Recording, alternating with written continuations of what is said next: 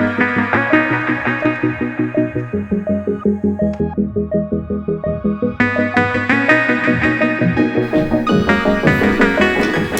was going to the gym today. I stepped outside, too cold out. Got a text message just at the exact same time. They asked me, Joe, a friend of mine, Joe, I want to get into the business of photography. I want to know how to do it. Help me out. I said, you know what? This is a great time for a vlog. See you in a little bit. First things you have to do, you have to figure out what kind of photographer you want to be.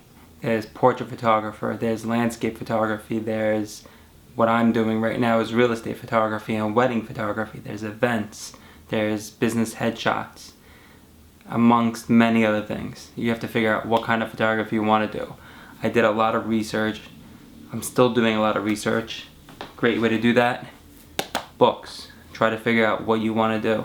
Read up on things, look at pictures, find inspiration from other photographers and see what they're doing.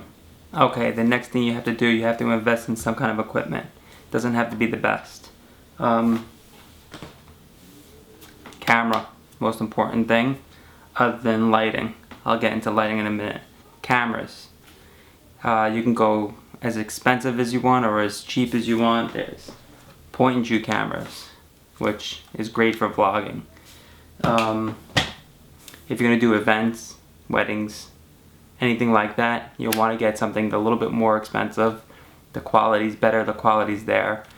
Full frame camera, I'm using the Canon 5D Mark III and my backup camera is 6D. Alright, as far as lighting goes, you can go for the 580EXs or the 600s, depending on what kind of camera you have. They'll depend on the model that you can get. These are the speed lights for Canon. Then you can get steady lights, which I can show you in a minute, is the, everyone calls it a lightsaber, but it's more continuous lighting. It's a little bit better for events. Flash photography, depending on what you're doing. I can show you examples of that. I do portrait work with this. I do real estate photography with this. Sometimes I do weddings with this. The most important thing in photography is lighting. So invest in lighting. So far you have lighting, you have a camera, right? Alright, now depending on the type of photography you're doing will also determine the stabilization you need.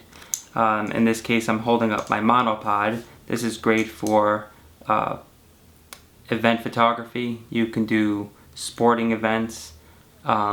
My tripod, which the camera is being used right now on, is my Manfrotto tripod. I've had it for about 10 years, probably one of the best companies you could actually get. They do have different ones, carbon fiber, things like that, depending if you're going on nature shoots.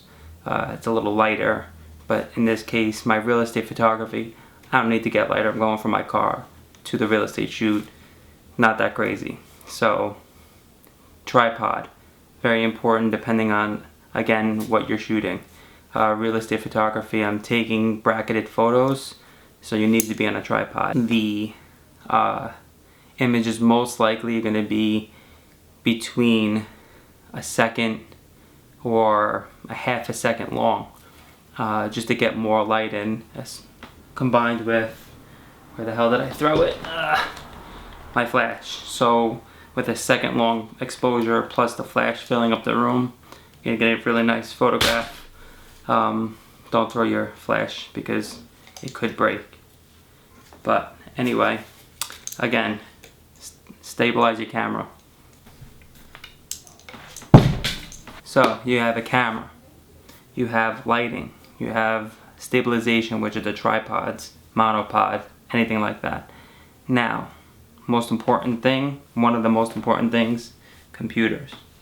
I have two computers. One is a backup. My desktop is my main computer, then I have my laptop just in case something happens to the desktop, I can continue working. I do 4 shoots, give or take, a day. I don't need the computer holding me up. So definitely computer with some kind of software. I use Lightroom, Photoshop, a couple other programs, but those are my main computers, things like that. So kid in a candy shop. What kind of lens do you need? You have the prime lens, 50 millimeter. I don't even know what. Doesn't matter. 1 point something. Then you have the 70 to 200.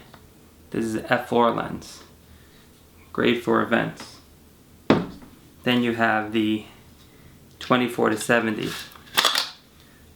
That baby's a sick lens. Had it for a very long time. What lens do you use? I also have the wide angle lens, 17 to 40. What lens do you use? Again, depending on what type of photographs you're doing. Real estate photography, wide angle lens, 17 to 40, always. Never ever do I use any of these. Portraiture, 50 millimeter lens. Great for portraiture or just street photography. I forgot, street photography is another type of photography you could do. This is also good for portraiture, and it's also a very versatile lens.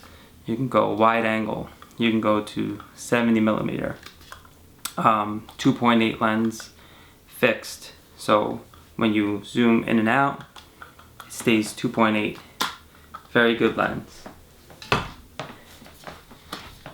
This baby, good for landscape. Not landscape, more like wildlife type of landscape photography. You could do brides, portraiture, sporting events, anything with this lens besides anything wide angle.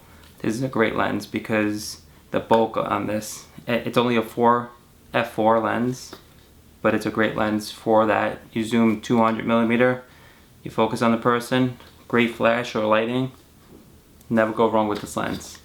One of my favorite.